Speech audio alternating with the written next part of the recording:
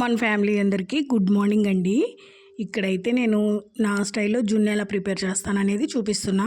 ఇక్కడ 1 లీటర్ వరకు జున్ను పాలు అయితే తీసుకున్నానమాట. దీంట్లోకి మన స్వీట్నెస్కి తగినంత బెల్లం అయితే కలుపుతున్నా. ఈ బెల్లం అంతా కూడా బాగా కరిగిచ్చేసుకోవాలి. అంటే గ్యాస్ మీద పెట్టి కాదు, మామూలుగా ఏదైనా బ్లెండర్ వేసి తిప్పినా కూడా బెల్లం కరిగిపోతుంది. తర్వాత దీన్ని వడపోసుకుందాము. ఎందుకంటే బెల్లంలో నలకలు ఉంటాయి కదా, ఆ నలకలు అవన్నీ తీసుకోవడం అంత హెల్దీ కాదు. అందుకోసమని వడపోసేసుకొని దీంట్లోకి నేనైతే మిరియాలు మాత్రమే కొడుతున్నా. మీకు నచ్చితే ఏలకాయ కూడా వేసుకోండి. నాకేంటంటే ఇలాచీ ఫ్లేవర్ అంత నచ్చదు, అందుకోసమని నేను వేసుకోవట్లేదు.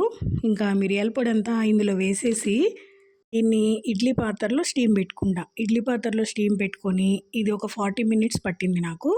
తర్వాత రూమ్ టెంపరేచర్లోకి వచ్చిన తర్వాత దీన్ని ఫ్రిడ్జ్లో పెట్టేశాను. చూసారా ఎంత గట్టిగా గడ్డలాగా వచ్చిందో. కొంచెం టేస్ట్ కూడా చేశానులేండి ముందే.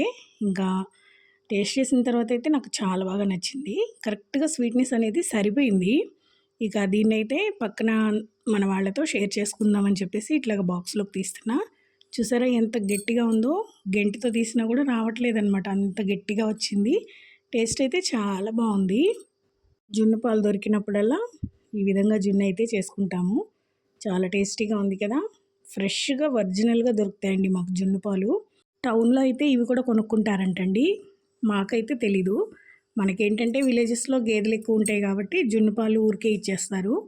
ఇంక ఇక్కడ నేనైతే ఇలాగ దొరికినప్పుడల్లా ఇలాగ జున్ను అయితే ప్రిపేర్ చేస్తాను. చాలా టేస్టీగా ఉంది కదా. మీకు కూడా నోరూరుతుందా? టేస్ట్ నిజంగా చాలా బాగుంది. ఇంక నేనైతే ఇది పక్కన వాళ్ళకందరికీ కొంచెం పెడదామని చెప్పేసి తీస్తున్నాను.